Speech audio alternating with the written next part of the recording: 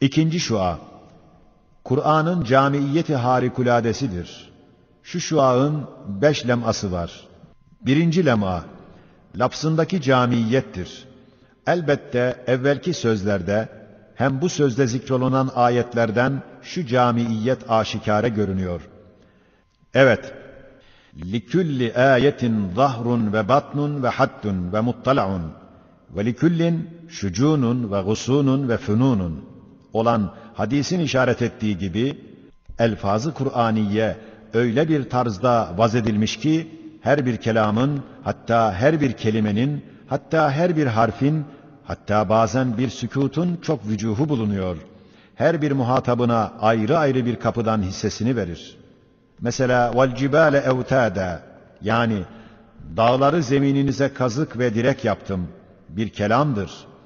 Bir aminin şu kelamdan hissesi, zahiren yere çakılmış kazıklar gibi görünen dağları görür, onlardaki menafiini ve nimetlerini düşünür, Halık'ına şükreder. Bir şairin bu kelamdan hissesi, zemin bir taban ve kubbe-i sema üstünde konulmuş yeşil ve elektrik lambaları ile süslenmiş bir muhteşem çadır, ufki bir daire suretinde ve semanın etekleri başında görünen dağları, o çadırın kazıkları misalinde tahayyül eder. Sani Zülcelal'ine hayretkerane perestiş eder. Haymeniş'in bir edibin bu kelamdan nasibi, zeminin yüzünü bir çöl ve sahra, dağların silsilelerini pek kesretle ve çok muhtelif bedevi çadırları gibi güya tabaka-i türabiye yüksek direkler üstünde atılmış, o direklerin sivri başları o perde-i türabiyeyi yukarıya kaldırmış, birbirine bakar pek çok muhtelif mahlukatın meskeni olarak tasavvur eder, o büyük azametli mahlukları böyle yeryüzünde çadırlar misüllü kolayca kuran ve koyan Fatır Zülcelal'ine karşı secde-i hayret eder. Coğrafyacı bir edibin o kelamdan kısmeti, küre-i zemin, bahri muhit-i havaide veya esiride yüzen bir sefine ve dağları o sefinenin üstünde tespit ve müvazene için çakılmış kazıklar ve direkler şeklinde tefekkür eder. O koca küre-i zemini muntazam bir gemi gibi yapıp, bizleri içine koyup, aktar alemde gezdiren Kadir-i Zülkemal'e karşı, Sübhaneke mâ âzame şâneke der. Medeniyet ve heyet-i içtimaiyenin müteassıs bir hakiminin bu kelamdan hissesi, zemini bir hane ve o hanenin direği, hayat-ı hayvaniye ve hayat-ı hayvaniye direği, şerait-i hayat olan su, hava ve topraktır. Su ve hava ve toprağın direği ve kazığı dağlardır. Zira dağlar, suyun mahzeni, havanın tarağı, gazat-ı muzırrayı tersip edip havayı tasfiye eder ve toprağın hamisi, bataklıktan ve denizin istilasından muhafaza eder. Vesair levazımat-ı hayat-ı insaniyenin hazinesi olarak fehmeder. Şu koca dağları şu suretle hane-i hayatımız olan zemine direk yapan ve maişetimize hazinedar tayin eden Sani Zülcelal vel İkram'a kemali tazim ile hamdü sena eder. Hikmet-i tabiiyenin bir feylesofunun şu kelamdan nasibi şudur ki, küre-i zeminin karnında bazı inkılabat ve imtizacatın neticesi olarak hasıl olan zelzele ve ihtizazatı, dağların zuhuriyle sükûnet bulduğunu ve medar ve mihverindeki istikrarına ve zelzelenin irticacıyla medar-ı senevisinden çıkmamasına sebep, dağların hurucu olduğunu ve zeminin hiddeti ve gadabı, dağların menafiziyle teneffüs etmekle sükûnet ettiğini fehmeder, tamamen imana gelir, el-hikmetu lillah der. Mesela, اَنَّ السَّمَاوَاتِ وَالْأَرْضَ كَانَتَا رَتْقًا فَفَتَقْنَاهُمَا'daki ratkan kelimesi, tetkikat-ı felsefe ile alude olmayan bir alime, o kelime şöyle ifham eder ki, sema berrak, bulutsuz, zemin kuru ve hayatsız, tevellüde gayri kabil bir haldeyken, semayı yağmurla, zemini hazrevatla fethedip, bir nevi izdivaç ve telkih suretinde bütün zihayatları o sudan halk etmek, öyle bir Kadir-i Zülcelal'in işidir ki, ruh-i zemin, onun küçük bir bostanı ve semanın yüz örtüsü olan bulutlar, onun bostanında bir süngerdir anlar, azameti kudretine secde eder. Ve muhakkik bir hakime, o kelime şöyle ifham eder ki, bidayet-i hilkatte sema ve arz şekilsiz birer küme ve menfaatsiz birer yaş hamur, veletsiz, mahlukatsız toplu birer maddeyken, Fatır-ı Hakim onları feth ve bast edip, güzel bir şekil, menfaattar birer suret, zinetli ve kesretli mahlukata menşe etmiştir anlar. Vüs'at-ı hikmetine karşı hayran olur.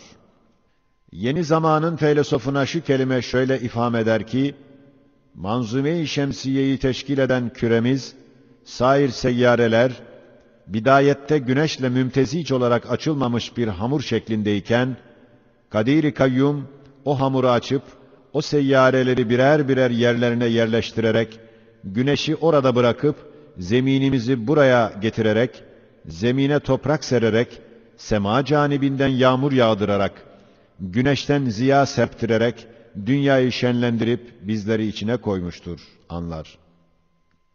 Başını tabiat bataklığından çıkarır. Âmentu billâhil vâhidil ahad der. Mesela وَالشَّمْسُ تَجْرِي لِمُسْتَقَرٍ لَهَادَكِ lam, hem kendi manasını, hem fi manasını, hem ila manasını ifade eder.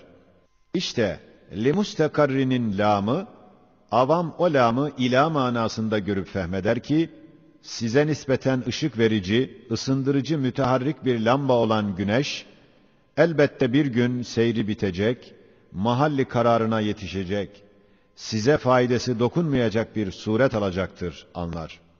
O da Halik-i Zülcelal'in güneşe bağladığı büyük nimetleri düşünerek Sübhanallah, Elhamdülillah der ve alime dahi o lamı ila manasında gösterir.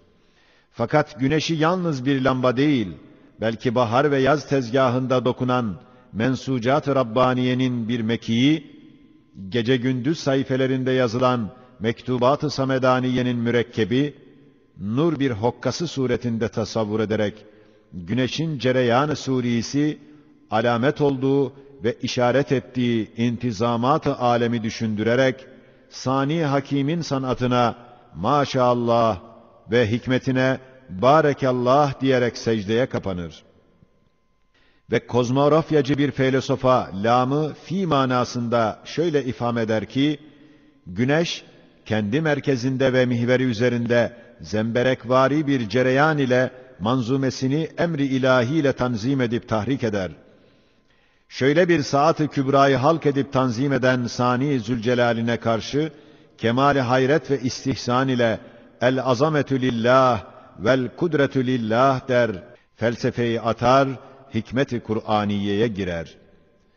Ve dikkatli bir hakime şu lamı hem illet manasında hem zarfiyet manasında tutturup şöyle ifham eder ki, Sani Hakim işlerine esbab-ı zahiriyeyi perde ettiğinden cazibe-i umumiye namında bir kanunu ilahisiyle sapan taşları gibi seyyareleri güneşle bağlamış ve o cazibeyle muhtelif fakat muntazam hareketle o seyyareleri daire-i hikmetinde döndürüyor ve o cazibeyi tevlid için güneşin kendi merkezinde hareketini zahiri bir sebep etmiş.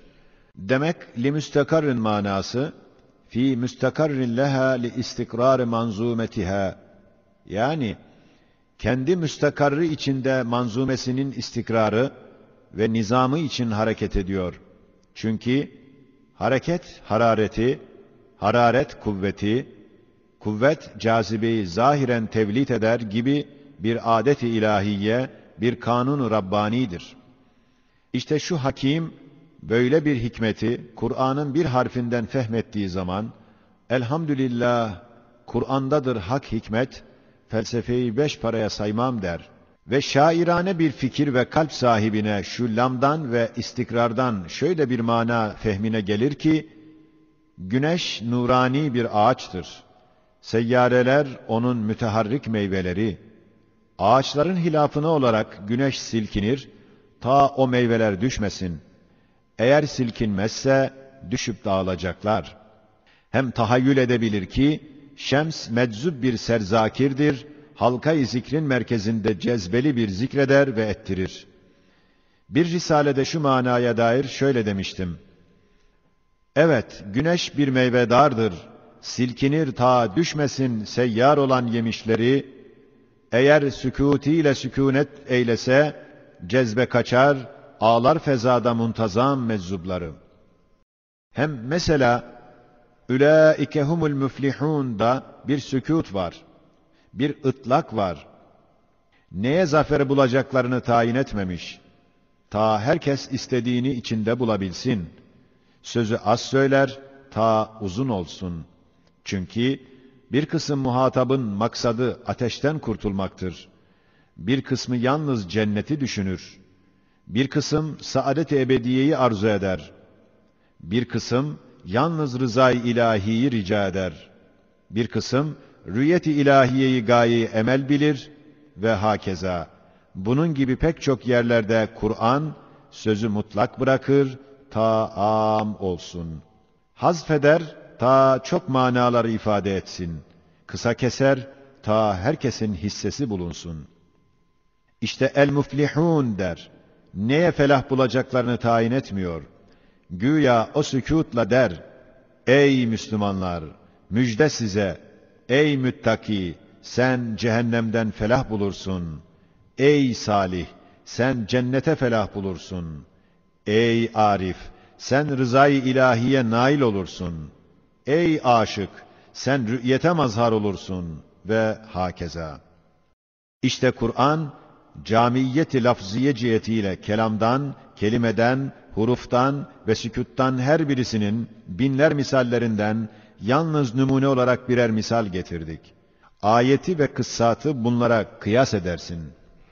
Mesela, فَعْلَمْ اَنَّهُ لَا اِلَٰهَ اِلَّا اللّٰهِ وَاسْتَغْفِرْ لِذَنْبِكِ ayeti, o kadar vücuhu var ve o derece meratibi var ki, bütün tabakat-ı evliya, bütün sülüklerinde ve mertebelerinde şu ayeti ihtiyaçlarını görüp, ondan kendi mertebesine layık bir gıda-i manevi, bir taze mana almışlar. Çünkü Allah bir ismi cami olduğundan, Esma-i Hüsna adedince tevhidler içinde bulunur. Ey la razzâke illâhu, la hâlike illâhu, la rahmâne illâhu ve hakeza. Hem mesela kısas-ı Kur'aniye'den kıssa-i Musa aleyhisselam, adeta asay-ı Musa aleyhisselam gibi binler faydeleri var. O kıssada hem Peygamber aleyhissalatu vesselam'ı teskin ve teselli, hem küffarı tehdit, hem münafıkları takbih, hem Yahudileri tevbih gibi çok makasıdı, pek çok vücuhu vardır. Onun için surelerde tekrar edilmiştir. Her yerde bütün maksatları ifadeyle beraber, yalnız birisi maksudu bizzat olur. Diğerleri ona tabi kalırlar. Eğer desen, geçmiş misallerdeki bütün manaları nasıl bileceğiz ki, Kur'an onları irade etmiş ve işaret ediyor. El cevap, madem Kur'an bir hutbe-i ezeliyedir, hem muhtelif tabaka tabaka olarak asırlar üzerinde ve arkasında oturup dizilmiş bütün Beni Adem'e hitap ediyor, ders veriyor. Elbette o muhtelif efhama göre müteaddit manaları derc edip irade edecektir ve iradesine emareleri vaz edecektir. Evet, İşaret-ül İcaz'da şuradaki manalar misüllü, kelimat-ı Kur'aniyenin müteaddit manalarını ilmi sarf ve nahvin kaideleriyle ve ilmi beyan ve fenni maaninin düsturlarıyla, fenni belagatın kanunlarıyla ispat edilmiştir.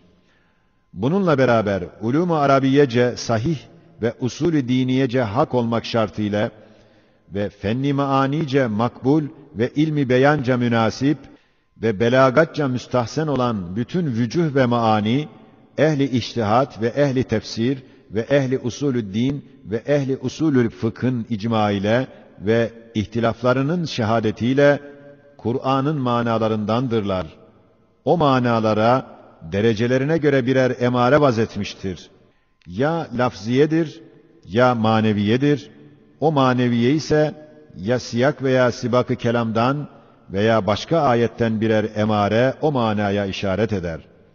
Bir kısmı 20 ve 30 ve 40 ve 60, hatta 80 cilt olarak muhakkikler tarafından yazılan yüz binler tefsirler, Kur'an'ın camiiyet ve harikiyeti lafziyesine kat'î bir bürhan-ı bahirdir.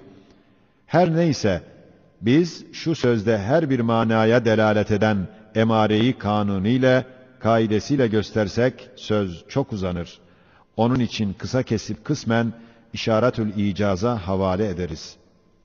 İkinci lema, manasındaki camiyeti harikadır. Evet, Kur'an, bütün müçtehitlerin hazlerini, bütün ariflerin mezaklarını, bütün vasılların meşreplerini, bütün kamillerin mesleklerini, bütün muhakkiklerin mezheplerini, manasının hazinesinden ihsan etmekle beraber, daima onlara rehber ve terakkiyatlarında her vakit onlara mürşit olup, o tükenmez hazinesinden onların yollarına neşri envar ettiği, bütün onlarca musaddaktır ve müttefekun aleyhtir. Üçüncü lem'a, ilmindeki camiyeti harikadır. Evet, Kur'an, şeriatın müteaddit ve çok ilimlerini, hakikatin mütenevvi ve kesretli ilimlerini, tarikatın muhtelif ve hadsiz ilimlerini, kendi ilminin denizinden akıttığı gibi, daire-i mümkinatın hakiki hikmetini ve daire-i vücubun ulûm-u hakikiyesini ve daire-i ahiretin maarif-i gamızasını o denizinden muntazaman ve kesretle akıtıyor. Şu lemaya misal getirilse bir cilt yazmak lazım gelir. Öyleyse yalnız numune olarak şu 25 adet sözleri gösteriyoruz. Evet, bütün 25 adet sözlerin doğru hakikatleri Kur'an'ın bahri ilminden ancak 25 katredir. O sözlerde kusur varsa benim fehmi kasırıma aittir. Dördüncü lema, mebahisindeki camiyeti harikadır. Evet, insan ve insanın vazifesi, kainat ve Halık-ı kainatın, arz ve semavatın, dünya ve ahiretin, mazi ve müstakbelin, ezel ve ebedin mebahis-i külliyelerini cem etmekle beraber, nutfeden halk etmek, ta kabre girinceye kadar yemek, yatmak adabından tut, ta kaza ve kader mebhaslerine kadar, 6 gün hilkat-ı alemden tut, ta vel murselat ve zâriyat kasemleriyle işaret olunan rüzgarların esmesindeki vazifelerine kadar. وَمَا تَشَاءُونَ إِلَّا اَنْ يَشَاءَ اللّٰهِ يَحُولُ بَيْنَ الْمَرْءِ وَقَلْبِهِ işaretiyle insanın kalbine ve iradesine müdahalesinden tut, ta وَالسَّمَاوَاتُ مَطْوِيَّاتٌ بِيَم۪ينِهِ yani bütün semavatı bir kabzasında tutmasına kadar. وَجَعَلْنَا ف۪يهَا جَنَّاتٍ مِّنْ نَخِيلٍ وَاَعْنَابٍ zeminin çiçek ve üzüm ve hurmasından tut, ta اِذَا زُلْزِلَتِ الْأَرْضُ زِلْزَالَهَا ile ifade ettiği hakikat-ı acibeye kadar ve semanın ثُمَّ اسْتَوَى اِلَى السَّمَاءِ وَهِيَ دُخَانٌ haletindeki vaziyetinden tut, ta duhanla inşikakına ve yıldızlarının düşüp hadsiz fezada dağılmasına kadar ve dünyanın imtihan için açılmasından ta kapanmasına kadar ve ahiretin birinci menzili olan kabirden, sonra berzahtan, haşirden, köprüden tut, ta cennete, ta saadet ebediyeye kadar, mazi zamanının vukuatından, Hazreti Adem'in hilkat-ı cesedinden, 2 oğlunun kavgasından, ta tufana, ta kavmi Firavun'un garkına, ta ekser enbiyanın mühim hadisatına kadar ve elestu bi rabbikum işaret ettiği hadise-i ezeliyeden tut, ta vucuhun yevme idin nazırah ila rabbiha nazırah ifade ettiği vakayı ebediyeye kadar bütün mebahis-i esasiyeyi ve mühimmeyi öyle bir tarzda beyan eder ki, o beyan bütün kainatı bir saray gibi idare eden ve dünyayı ve ahireti 2 oda gibi açıp kapayan ve zemin bir bahçe ve sema misbahlarıyla süslendirilmiş bir dam gibi tasarruf eden ve mazi ve müstakbel bir gece ve gündüz gibi nazarına karşı hazır iki sayfa hükmünde temaşa eden ve ezel ve ebed, dün ve bugün gibi silsile-i şuunatın iki tarafı birleşmiş, ittisal peyda etmiş bir surette bir zaman hazır gibi onlara bakan, bir Zat-ı Zülcelal'e yakışır bir tarz-ı beyandır. Nasıl bir usta, bina ettiği ve idare ettiği iki haneden bahseder, programını ve işlerinin liste ve fihristesini yapar, Kur'an dahi şu kainatı yapan ve idare eden ve işlerinin listesini ve fihristesini tabir caizse programını yazan, gösteren bir zatın beyanına yakışır bir tarzdadır. Hiçbir cihetle eseri tasannu ve tekellüf görünmüyor. Hiçbir şaibe-i taklit veya başkasının hesabına ve onun yerinde kendini farz edip konuşmuş gibi bir hud'anın emaresi olmadığı gibi, bütün ciddiyetiyle, bütün saffetiyle, bütün hulusiyle safi, berrak, parlak beyanı, nasıl gündüzün ziyası güneşten geldim der, Kur'an dahi ben Halik-i alemin beyanıyım ve kelamıyım der. Evet, şu dünyayı antika sanatlarla süslendiren ve lezzetli nimetlerle dolduran ve sanatperverane ve nimetperverane şu derece sanatının acibeleriyle, şu derece kıymetdar nimetlerini dünyanın yüzüne serpen, sıravari tanzim eden ve zeminin yüzünde seren, güzelce dizen bir sani, bir mün'imden başka şu velvele-i takdir ve istihsanla ve zemzeme-i hamdü şükranla dünyayı dolduran ve zemini bir zikirhane, bir mescit, bir temaşagâh-ı sanat-ı ilahiyeye çeviren Kur'an-ı Mucizül Beyan kime yakışır ve kimin kelamı olabilir? Ondan başka kim ona sahip çıkabilir? Ondan başka kimin sözü olabilir? Dünyayı ışıklandıran ziya, güneşten başka hangi şeye yakışır? Tılsım-ı kainatı keşfedip, alemi ışıklandıran beyanı Kur'an, şems-i ezeliden başka kimin nuru olabilir? Kimin haddine düşmüş ki ona nazire getirsin? Onun taklidini yapsın. Evet, bu dünyayı sanatlarıyla zinetlendiren bir sanatkarın, sanatını istihsan eden insanla konuşmaması muhaldir. Madem ki yapar ve bilir, elbette konuşur. Madem konuşur, elbette konuşmasına yakışan Kur'an'dır. Bir çiçeğin tanziminden lakayt kalmayan bir malikül mülk, bütün mülkünü velveleye veren bir kelama karşı nasıl lakayt kalır? Hiç başkasına mal edip hiçe indirir mi?